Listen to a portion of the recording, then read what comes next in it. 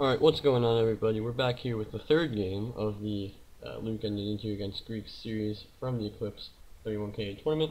Now the factions are back as they were in game 1 since the score is now 1-1, so Luke has Greece and Nid has Rome against Rome and Macedon for the Greeks. I would go over the armies, but they are the exact same as they have been in the other games, except for this time Cleo only has 2 cavalry units. And you got what did you get, an extra pike or an extra let's see, 1, 2, 3, 4. Yeah, 1, 2, 3, 4. 6 archers. So he splurged on an extra pike.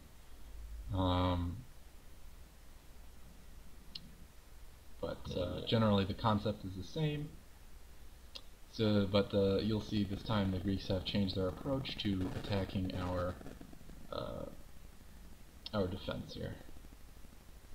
Yeah, but again, kind of the same theory from you guys. Are spreading out the Greens really wide, putting the Spartans on the flank with some of Nid's cav, and just getting that really wide formation to win the Archer War, and then just shoot up Macedon.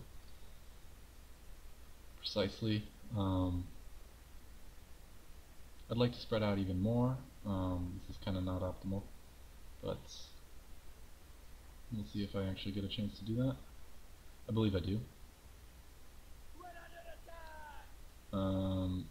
I think my Spartans get shot a bit, but it's just hit point damage. It's not such a big deal. As long as the Spartans are alive, they can continue to deliver their 16 attack. So they do have somewhat of an archer resistance because of that. I mean, it seems like you are spreading out pretty wide now, almost like two ranks deep. Yes. Which is definitely just maximizing the potential of the archers. And again, with only 2 Macedon cav, it's not like they have a huge cav advantage, and with the Spartans on the flanks, it's like they can't really push that effectively. Right. So at the moment we just skirmish, and we will win the Archer War because we have 1 extra archer.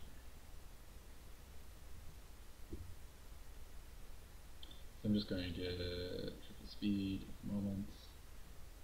Maybe double speed in case there's any sort of jostling. Whatever.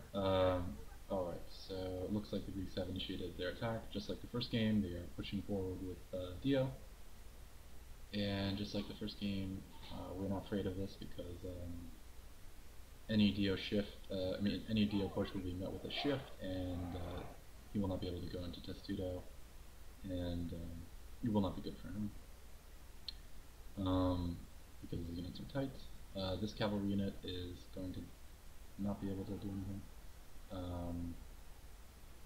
Probably killed a few more archers than it should have, but that's fine. 61 is still perfectly fine. So they're going to push very aggressively, and we may get a volley of Pila here, actually. Yes, we will. So he's trying to go into Testudo, and we will shift again. In fact, Macedon looks like is actually a key difference from last game is Macedon is going to be unified, which actually allows us to press the advantage on the flanks, even though we have fewer cav, because Spartans are quite mobile, and we will be able to get the skirmish advantage. Yep, and looks like they're just going to Testudo in the center, so they're not going to be moving very much. And again, as soon as they go out of Testudo, they're just going to get peeled. So they're kind of stuck there. Macedon's not at all on the flank. So yeah, you guys, well, catching a cav there on kind of Cretan, and you said a cav? Yeah, on the left here. Oh yes, we did. But, so that's a massive advantage here because they can really, with only 1 cav disadvantage now, it's be even easier to push for advantage. It hardly ever pays to try and strike archers with cavalry. Cavalry will almost always be able to defend. The only time you should really kill archers is when there's when you have a majority. Attacking with a minority sort of relies on your opponents making mistakes, which we don't do too much. But they will be able to kill this urban unit. It's not so much a mistake, but an additional necessity. Yep, and now they're just going to start chasing Nid back here, and with all these cav here, obviously they can attempt to, strike fast and kill some urbans, but we're actually taking advantage of the negative space, sort of killing the archers because they've decided to push up the middle and try and kill our urban force. But I'm going to be able to maneuver these Spartans into the mix and make it highly difficult for any cavalry units to kill our urban force. So and you guys have pretty much taken out most of the archers here, and with most of your Cretans alive, they have to do something fast and kill some archers that are just going to get shot up here. A nice peel from Nid into this bog here. Indeed. They're going to continue to sell out on this flank, even though it's very telegraphed. We see it a million miles away. The Spartans should be coming this way and attempting to block off that flank there. But we've actually gained the cavalry advantage at this point. I'm going to lose one archer here, but I'm not going to lose more than that because I am going to be able to see these cavalry initiative. All the archers on the left are just completely safe and can just shoot. So they've gone for this slice, and it will have a certain degree of effectiveness, but it's not coming in from the optimal angle because my Spartans are here. So they're just going to lose more cavalry, and they have not been able to wipe out the archers yet. Or over here. Yep. So even now, even if they can kill off some urbans, it's not really going to matter because with so much ammo left with all those archers, obviously the royals are really going to start to struggle for numbers. The Spartans will be very effective against any remaining urbans. And Nidintu has done a good job keeping his infantry mostly intact despite getting pretty heavily focused there by the early Greek initiative. More Greek cavalry is actually getting routed here. It's by Greek cavalry I mean belonging to Diomidis. We've done an incredibly good job to eliminate nearly all of their cavalry, even though they started with a 3 cavalry or 2 cavalry lead on us. Yep, and now it's only a matter of time before you guys will hunt down all the remaining Cretans for Macedon, and these Cretans are quite safe for you guys. Yes, I believe we have about 6 remaining alive, which is enough. This one will not be killed, and this cavalry unit is getting caught. We're able to sort of use our CWB map awareness in this game. So at this point, they're basically a sitting duck because they have no cavalry defense and no archer defense because their archers have been eliminated from the situation.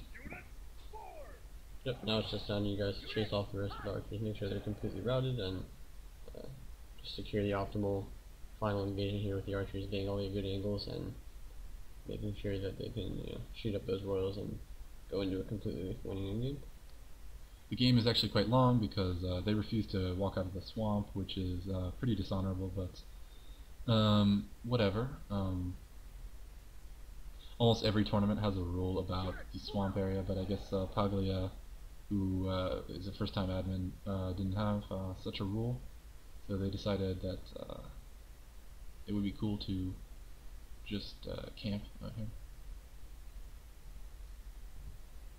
It also provides a debuff to our cavalry. Yeah.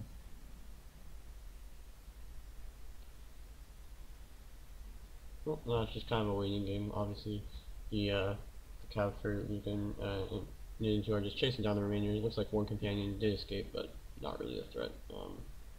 All the other archers are gone, and it's just Greek archers left on the field. Yeah, this is just us backing up to give them space to occupy this green meadow here, but they decide that they don't want to play on actually neutral terrain, which grassy flatland is designed to be, but there is this sort of stupid anti-competitive zone here. So they are going to decide to take this all the way to Paglia, and I don't remember exactly what happens, but I believe that they won this dispute.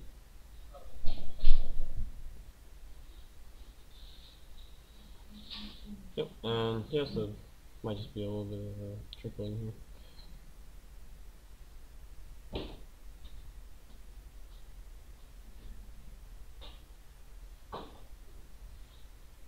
can count units here. I mean, it looks like Nidintu did actually manage to keep most of his infantry alive, despite a couple getting routed early, and like a lot of pressure from all those urbans from green room, and the cav too. But he did keep most of them alive, and obviously that's just a benefit for the end game. More urbans is more strength, but it looks like they are coming out of the swamp a little bit. Perhaps I misremembered. Maybe Paglia sided with us, but I don't remember. All I remember is that there was something of a dispute over this issue. So we're probably back at this point or something. So I guess the dispute has been settled, and now the surround is fully coming in. This is coming around all sides here. I wouldn't underestimate our ability to further delay the game. They are forming a real box now, which maybe signals that things are getting underway because. No, we're taking some shots. Trying to target any rear shots you can see. Okay, so now the surround is completely on. Shooting units in the back. I mean, this is just pretty standard stuff. Trying to get the optimal angle. It's going to be, using all the ammo. Why not? The important things to know is that we're shooting essentially from the shieldless side. At about a 45-degree angle to the unit, so that we get a little bit of this lengthwise extra depth. Right. That allows more arrows to hit. Yeah. So, but also just enough from the back that we're not getting any shield involvement. Just maximizing everything pretty much. And obviously with such clumped units here, you're gonna get a lot of kills, like stray kills as well. And they are trying to use the urbans, I think, to like block off some of the arrows with the Testudos. Yes, but that's not that effective, I would say. And we did manage to essentially take down their forces considerably. A couple of units probably still have some ammo here, maybe all of them, but starting to run lower. But I didn't want to run out of ammo on too many units at a time, because then they could just turn to face a few units if I didn't have ammo. Yeah, you always want to have units on both sides with ammo. Right.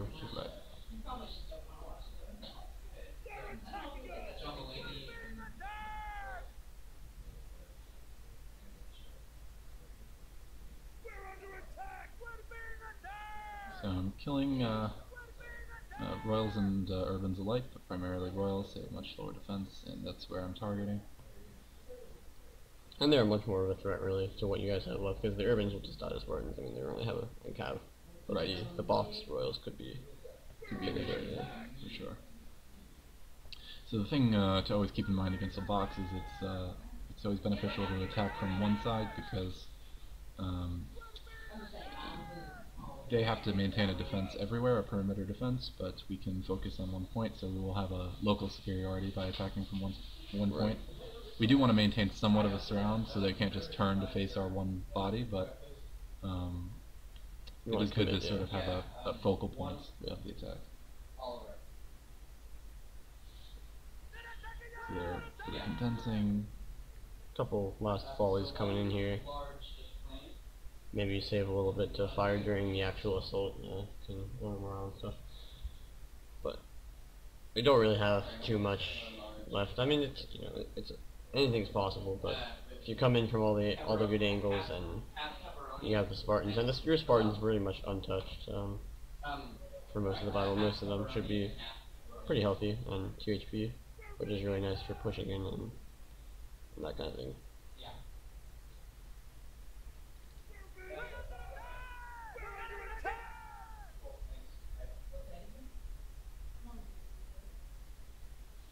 Well, it looks like you guys have a little more ammo. This small unit is just shooting because they picked up a lot of stray arrows. And yeah, the cinematic value of this game was not being considered at the moment. We were very concerned with just making sure our victory was safe. No point in not just maximizing your chances by using all the arrows. Looks like you're forming up in your assault formation here. A couple of lines, some deep Spartans here. Moving the general to the back. Obviously, don't want him to be killed unnecessarily. And again, it looks like the focal point of your attack will be just straight on. You have a couple of units on either side just to like pressure the flanks. Yeah, but we're not going to attack on this side because they have so many units. They have many units here, so we're going to turn at the last moment. We're really just forming up here so that they don't make their box better. Right, exactly. We want them to believe that we're going to attack here. We're not going to attack with urbans on one side because urbans fight best from all angles, and the mass formations of the phalanx do better. And now you guys are shifting over a little bit and committing probably soon here. Yeah, you can see it'll be hard for them to shift their entire box at the last moment because you guys could just pressure in and get even better engagements. They're going to want to stay firm, and that's what they're doing. But you can see here, they really don't have many units, and the angles are even pretty bad for the pikes. Like there's a couple of holes here that the urbans are filling. Looks like they did move another royal over there, but still a lot of pressure. So yeah, big Spartan punch is coming right up the guts, and we have plenty of urbans to capitalize on any single hole.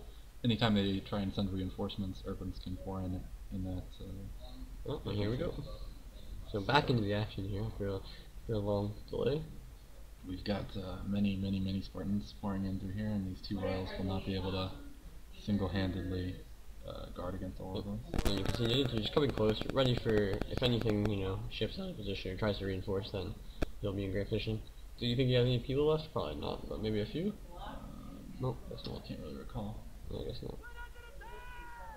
But won't even really be needed here. Yeah, loose is just to make sure that Greece doesn't, green Rome doesn't heal out of the box. So we're winning over here, and now it's kind of safe to send in some urbans on the corners here because they folded in their box a bit. And this Spartan mob is just going to keep pushing in, and it's going to start. And at this point I decided let's just get some more Spartans in here, because why not? They're not doing anything over here, so let's just make the single attack even stronger. And then we can pour in some more urbans through this gap here. And they're starting to break, and you can see obviously they have to try to reform the box, but now your Spartan reserves and these urbans can just pour in at even better angles and really hammer home. Right, their defense is not holding up. Yeah, that's a really good angle here at the bottom. Yeah, exactly. And that's going to start collapsing, and it's really collapsing, and Nidintu hasn't even committed to very many urbans yet, just allowing the Spartans to punch through. And yeah, see now he finds a good angle there at the back. So there's a hole, no pikes, urbans get in, and I can really start to hammer home. And there's a few cavs left, just waiting for a real hole for the cab to charge in. Finds a nice gap there. There's a really nice gap, yeah. Yep, things starting to collapse here, obviously. Right. You can see how deep the Spartans are into the formation. No royals there. Pretty much over. Now we're getting just slice charges, and they don't have enough phalanx units to stop it. Gold cohort will be once they're finally routing. Alright, and that was very decisive victory, really. How long did they take, Alex? Alright, well, thanks for watching, and we'll see you in game 4.